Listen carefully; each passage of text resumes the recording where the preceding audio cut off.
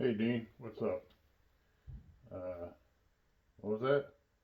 You ordered a 318 for Christmas? Well, you got something like that. Oh, hey, I'll call you back, man. Do you want fries with that? Cool. So hey guys, back in the garage. I've got my 90s kind of style going. You know, the guys that grew up in the 90s, you remember the bibs, maybe a little less this. But did you wear your bibs with one strap or no straps? Were you one of the cool kids? Got my suicidal tendency shirt. Just wanted to let you know in case you didn't know I'm not suicidal. It's a band. All right, I kind of got some like clashing genre going on. You know, like kind of like current state of music right now. All right, well, I'm not gonna get into that. So we're back on the 318. Looks a lot different than the last time you seen it, and I have a confession to make. Get a little better. So well, let me say this. As in the words of some country guy, I think it was Kenny Rogers, you got to know when to hold them and know when to fold them. So I folded on this cleaning the engine thing. So you know, just to recap, started out with Purple Power, went through the heads and the valve train, and it took a really a long time. And a lot of it was because the cleaner just wasn't up to snuff, wasn't good enough. Some people said, heat it up and all that. Oh, tip over my chair here. But regardless, it just wasn't cutting it, and ended up switching over to the Tractor Supply parts cleaner solution made by Crown. It's PCS 1000 or PSC 1000. Stinks really bad, gave me headaches. I only tried cleaning with it for like maybe an hour, and then I had to go and wear my respirator the rest of the time. And combination of that plus the heater, I don't know if you can see it in the background, right there. It was just, it was a toxic environment out here, and it was really cold. And I was just, the more time I spent, the more I'm like, all right, what will it take to get it hot tanked? Now I know from experience with my local guy, it's not that it's expensive.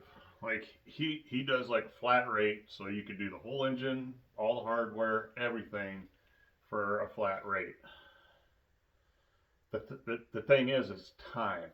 So he's always backed up, especially in the winter months, because that's when he gets most of his business. And I think I might have alluded to or talked about in previous video if I didn't cut it out. But anyways, he specializes in farm uh, implement, like repair, farm tractor stuff, whatever.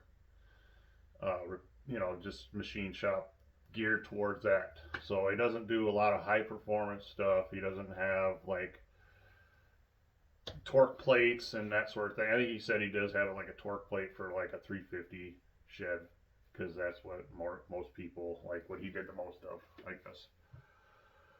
So, bottom line, if you're going to take it to this gentleman, which is a really good machinist, he's been in the business, he's like second or third generation machine shop owner and operator. Can't say enough about the guy. Nice guy, talk to you, help you. He'll take time out of his day to, like, you can't waste his time, but, a good dude. But I just had my wife call him up when I was at work. I'm like, hey, what will it take? How long will it take? It's like, yeah, bring it down. That's all I'm doing, hot tanking it. I could sneak it in there, no problem. And he did. And I had done a lot of the hard work, like getting into all the nooks and crannies and stuff. But the reason why I totally, this thing's been, okay. The reason why, and that handle's gonna fall out. Sorry. Yep. Reason why I gave up was the situation that was going on inside. Now the where the crankcase is, where the cam, uh, uh, the channel that the cam sits in, what do you want to call it? Galley, whatever. Cam bore, cam tunnel. Maybe that's what it is, cam tunnel. Anyways, I got all into that stuff. I mean, there was like maybe a spot up in like these corners that was really hard to get to, and I was able to get in there with some like Dremel brushes and stuff. So I got that to where I was satisfied with it. But what I wasn't satisfied with was all the stuff inside the water jackets. Now, you could clean just a small little window in there, and then the rest of it, it's you can't get to it. You could try to shove brushes, but you're not going to get in there and clean all around the whole cylinder. I'm sure there's some home remedies that you could try. You could try, like if I didn't have all the plugs out, I probably could have tried putting some CLR in there or whatever, some sort of concoction to try to eat that shit out of there. But I was really getting just tired of this whole deal. And so that's why I sent it down. Long-winded explanation. But after he cleaned it, it was the next day he called me and, hey, it's done. Cool, all right. And I explained to him that I'm going to do everything. I'm going to put the cam bearings in, I'm going to hone it, all that stuff. And he's like, well, why don't you, I have an engine on the honing machine. It's done. We can take it off. We can throw that one on there and get it honed for you real quick and try to make it straight. Because I explained to him this is a budget build. He wanted to bore it. As soon as, I started talking to him and told him, that there's just a tiny ridge and a couple of cylinders, like, yeah, you got to bore that thing. I'm like, well, here's the deal. So I explained to him. He got it. He understood. He wasn't pushy. He wasn't trying to upsell me. But anyways, he gave me the opportunity to let him professionally hone it on a machine that would give me a nice straight as possible cylinder hone. So I did, and it cost me an extra day, which I was totally fine with. And so got it back. It's been sitting on the stand for a couple days. It's starting to flash rust a little bit, not bad, but so I need to get on it. And it's the weekend, so I can start assembling and that sort of thing. But I wanted to just do a quick, update and maybe just show you a little bit of it. Take this off the tripod here. So, looks pretty good. It's got some, crosshatch put back in it. Cylinders are nice and clean, so you can see I got a little bit of flash rust. I'm gonna have to take care of that. It's not ideal. I wish it wouldn't happen, but being in the environment that we're in and the weather changing, going hot to cold, it's just sort of the nature of the beast. He cleaned up my deck surfaces for me. And what was interesting, which I guess, that's kind of a controversy or it's a topic of debate with people, to use a cookie or a roll lock disc to clean up gasket surfaces. And, you could get harsh, like heavy grit all the way up to like a Scotch-Brite type, roll lock disc. And I've never been a fan of doing it that way. I feel like you can screw things up too easily that way. But apparently some machine shops do that. If it's not getting decked and they just want to clean up the gasket surface, of course they do these all the time, so I'm sure they know what to do and what not to do. But so that's how they cleaned up the surfaces, and pretty decent. Of course, that would have benefited from, you know, a deck being decked or surfaced or whatever, but not bad. There might be a little bit of overspray from, in fact, there is a little bit of overspray from this cast blast. This is what they put on, if you're not familiar. This is what they put on after they take it out of the hot tank, jet wash, whatever. Seal up the pores so the engine doesn't rust on the outside anyways. Excuse me. So yeah, again, this is not a performance build. I am not a mechanic. I play one on YouTube. I've kept my own junk running for 20 years. Saved myself thousands and thousands of dollars doing my own wrenching. So I'm not going to sit here and proclaim myself to be a mechanic and boast and all that sort of stuff. First of all, you guys would be able to call bullshit on it right away. And second of all, I just don't see the point in it. I don't get any glory, whatever, out of being on YouTube and lying to a bunch of strangers. So, anyways, I got my caps all cleaned up, and that's what's nice about that Tractor Supply parts cleaner, is that it does leave some sort of not a film, I wouldn't call it a film, but it is petroleum based, so it won't rust right away. Like, this has been sitting here for 24 hours, and you guys know that with raw iron, cast iron, it'll rust pretty friggin' fast. So I ran all these through the parts washer. Get a better view. I don't know, it's not gonna show up. But anyways, I ran all the bolts through the parts washer, and then I took them over to my bench grinder. Everybody has got one with the wire wheel, hopefully, and they know the process, and I'm not going to sit there and make a boring video about how to clean bolts.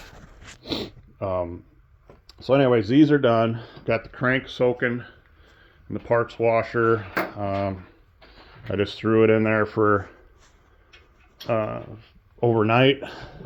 I did do a little bit of scrubbing on it, so you could see like the outside of the weights have been scrubbed.